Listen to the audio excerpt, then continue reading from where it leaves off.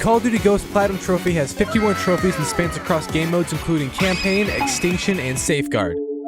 This game came out 10 years ago and is the oldest Call of Duty game you can play on the PS5. I already played the first few missions of the campaign, so I had a couple of trophies already done. Anyways, we begin the journey into this amazingly good bad game by completing the campaign on Veteran like usual. We have a talk with Father about how he is so goddamn ripped even in his old age. Then there's a giant earthquake that just so happens not to be a Tyler the Creator song and actually a nuclear missile going off right in our homeland. Me and my brother run to our house and apparently we got in on the drug trade too, because I know damn well the military didn't pay for all this. I guess it must just be the insurance benefits. But that couldn't save our house from being destroyed and us having an epic flashback to 15 minutes earlier. If that isn't the shortest amount of time ever in a flashback, I don't know what is.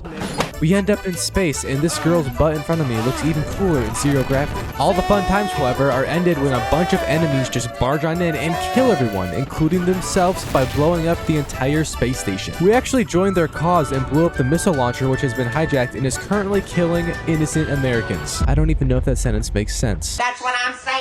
After our horny time in space, we come out of the trance and are still running for our lives until we get hit by a giant semi-truck which somehow can fly into the air, but we don't.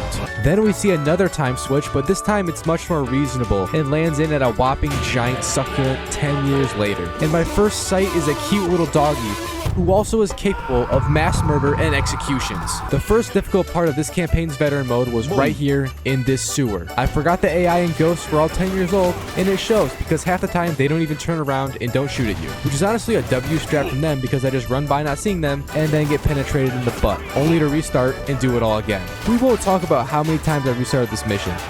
It was bad. And not what you want when starting a new game off. Eventually, we shoot down a helicopter with a very goofy missile launcher. Then again, this is Call of Duty Ghosts, so what are we expecting? For some reason, I got a trophy here. I think it was for shooting down 2 helicopters because there's a helicopter icon, and then a ×2. Thank you. Thank you very much. I know. I'm a genius. The Suicide Squad hops on a tank together and we flash forward again to 20 minutes later. I think this might be the most time switches I've ever seen in any piece of modern art within 30 minutes. The only runner-up is probably the movie Memento, and that whole movie is in reverse, which is what it feels like playing this game. I don't think our dad could have picked an even worse place to set up home base. Like, the guy is literally on the Santa Monica Pier. How much more obvious are you trying to make it? The next mission we get introduced to a little bit of action playing as a dog. Who would have thought you could become a furry in 2013?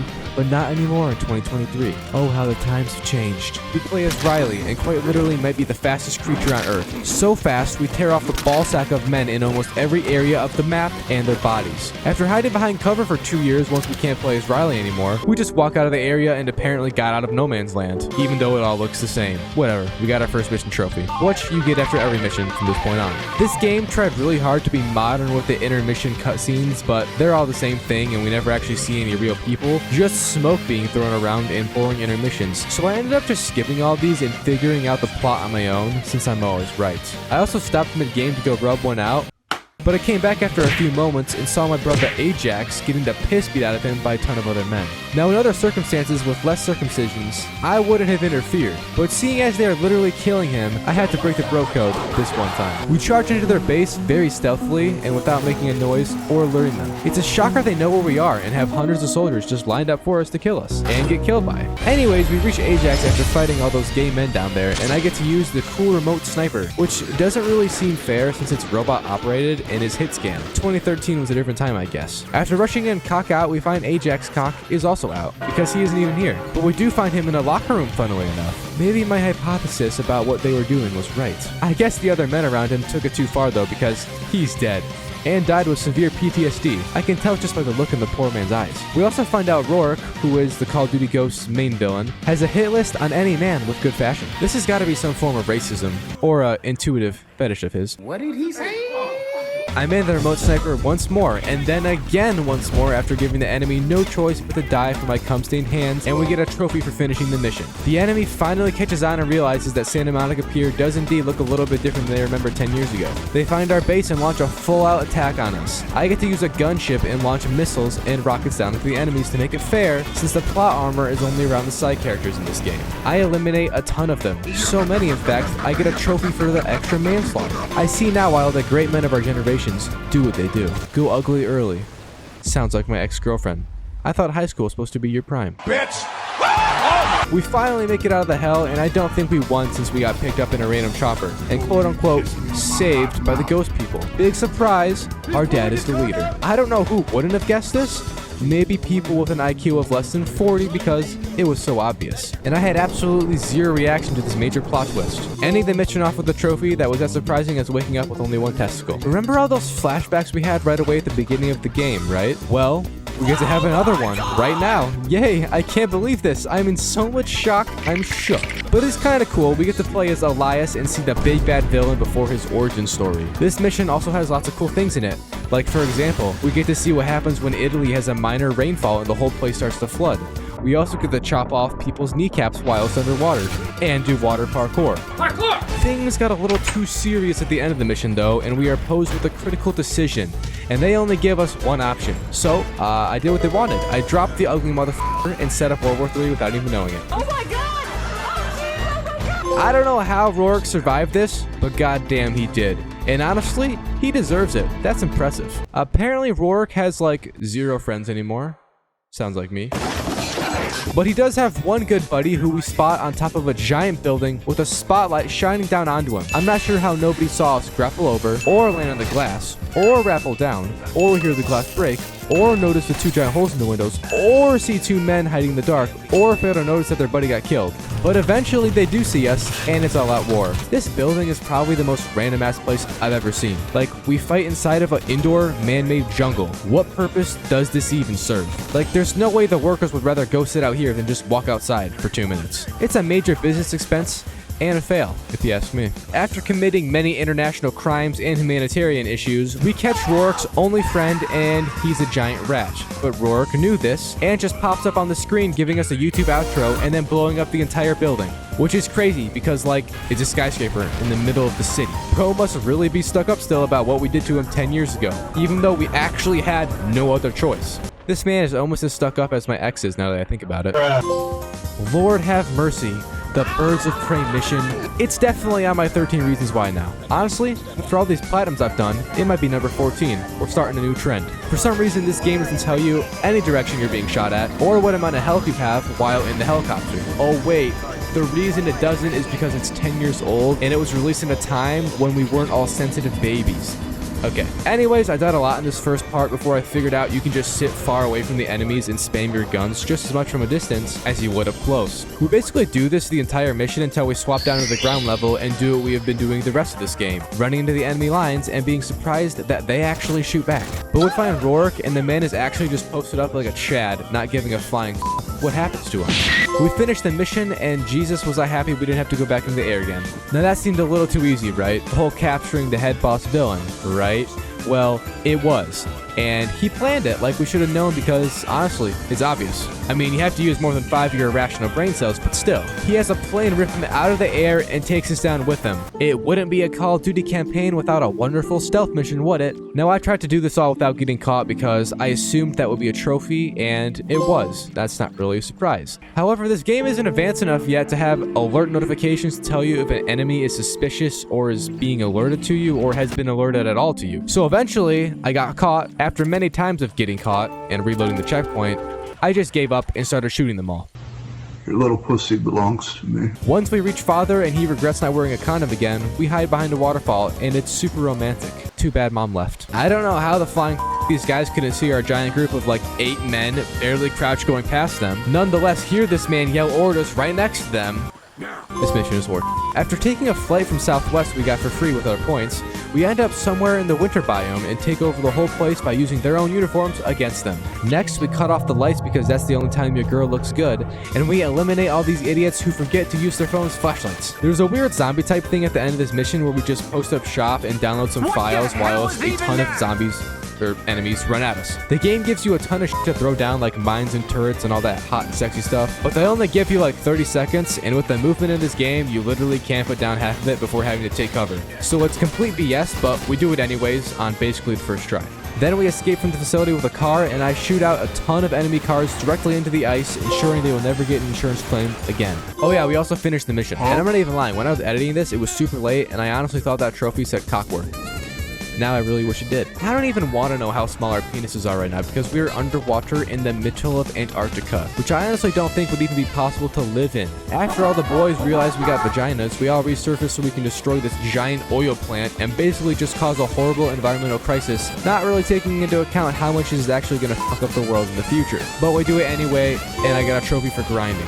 Kind of weird, but it's okay. In typical COD fashion, we fly away as we leave all the horrible and torturous crimes behind us for FEMA and the World Health Organization to clean up. You might even see it on the news tomorrow morning. I always thought scuba diving would be fun, but after seeing how aggressive these damn sharks are, I think I'll just stick to dry land like my homie Tyrone does. This underwater mission was a whole mix of emotions because it was a lot of fun. The combat was so hard and I kept on getting f***ed in the ass by a shark. It really ruined my day. There's a critical point where you have to guide a missile into the side of a ship, and if you do it first try, you get a trophy for it. I thought this was super easy, and I'm kind of disappointed that so many people couldn't do it, which is why it's a trophy in the first place. Me and my boy Keegan eventually swam to a dark hole, and I guess that's it for the most normal American holiday excursion. On the next mission, I think I killed a special ed kid, or a retarded one, since I got a trophy for a cog in the machine. And the only thing I can think of is one too many chromosomes clogging the system. Anyways, on this mission we went after some more files, which is becoming a recurring theme, and honestly, it's lame as hell. Like, we could at least put some gay porn on their computers while we were at it so we can scar them for life and ruin their social status. Again, we get caught like expected and have to strugglingly fight our way out to get the mission's trophy at the end. I'm not even going to put in this mission because it's the same thing as all the other ones, except this time we used infrared guns instead of night vision ones. Revolutionary. Next up is one of the final missions, and this first part made me feel like an idiot and always hurt my thumb because I mashed the square button so hard just to get rejected over and over. I honestly thought I was going insane when it didn't work a few times. But all you have to do is stare at his fat ass and they give you the gun for your unholiness. Most people said the mall was the hardest combat part in the game, but I didn't really find it that hard at all. The only annoying thing was that my teammates were all guarding edges of the first barrier and I couldn't peek aside easily without accidentally cutting off their foreskins in the process. I did get a trophy though for ending the worst modern day addiction. Gambling. I shot all the slot machines. Now I love dogs. But goddamn, carrying this son of a bitch was a pain in my ass because I swear to God I just kept dying to air and wisdom within. Like sometimes I just got domed in the head from off in the distance by Mr. Miyagi, not having a clue what just happened to me. But we finally reached our exfil point and saved the poor doggy who got shot in combat. Honestly, I'm shocked he made it this far. Fighting on an air carrier has got to be the most goofy thing ever, and it was. This combat made me sick with how awful and unusual it was. Thankfully, the enemies just disappeared after I stopped shooting at them. Shortly after, I rejected a guy climbing up a grappling hook, just like she rejected me. Yeah, so using air combat against ground and water troops is extremely effective. No wonder the Top Gun movies made so much money and gave Tom Cruise another reason not to spend time with his kids. Why play World of Tanks when you can just use tanks in Call of Duty, right? These tanks are actually a lot of fun, and I got rid of those stinky helicopters since air combat was so 20 seconds ago. Like, come on, man. Get with the times. We basically used those tanks the entire mission, and it was super easy since dying inside of a tank is only possible when your homie accidentally rips ass mid-battle. For some reason, I end up chilling in space again. I don't know how I got here, but it doesn't matter because I got to rain down artillery onto thousands of poor women and children. I even ensured not to miss a single shot because of how much I hate people. Oh yeah, we also got a mission trophy, which was named after the only good Marvel TV show. And finally, we reached the last mission where we go on this super weird train, which makes it nearly impossible to aim good. After retrying like 10 times, I finally hit this enemy off the train before we climbed on it for a trophy. Next, we reached Rourke and blew up the train since we knew we wouldn't be able to stop him with hand-to-hand combat. Like, we literally had a backup plan because we knew we wouldn't be able to beat him. After the train crashed, we're all underwater and we shoot Rourke, thinking we killed him, and we even have a little heart-to-heart on the beach, feeling like we're in the movie 50 First Dates all over again. And we even get credits, signifying it's the end of the game. But we should have known otherwise since those credits were way faster than any other COD game by at least 2 hours of time. And the son of a bitch comes back to life once more and takes us with him to torture and become like him. And then we actually get credits. The game ends, we get some trophies. Now with the campaign beat, I went back and did all the side objectives I didn't do on the first 75% of the game's campaign. And I also collected all the Rourke files, which was just a tiny collectible with one on each mission for another trophy. And that is the entire campaign trophy list done. Next up is to do Extinction, which was shockingly hard at first. I got a few fans to play with me, so huge thanks to those of you who played. I really appreciate it. This mode is essentially impossible to beat unless you are a decently high level and are with other players who know exactly what they're doing. The first few trophies are relatively easy, but the other half all involve actually beating the game, which is easier said than done. I spent hours, pretty much all day, leveling up my character so I could actually do something. And I ended up going into a solo match since there was way less enemies, and I actually beat it and got both the extraction trophy and sprinter for extracting within a minute and 30 seconds. And then I ended up taking a break from it since I couldn't get a full lobby, which I needed. I even had my homie with me who endured all this right next to me. We hopped over to Safeguard to do the only trophy in that mode, and we did it first try since that mode is extremely easy. It's barely even a game mode, to be honest. Now all I had left was to do extract for the full lobby and do every single challenge within a lobby and also extract or exfil or whatever. I've probably been saying the wrong thing this entire time. I don't even know. I ended up actually getting put with some legends who low-key carried me, and we ended up all exfilling, extracting first try together. However, we did miss one challenge at the end, which was complete BS, but it's okay because I still had to level up to prestige and ended up extracting,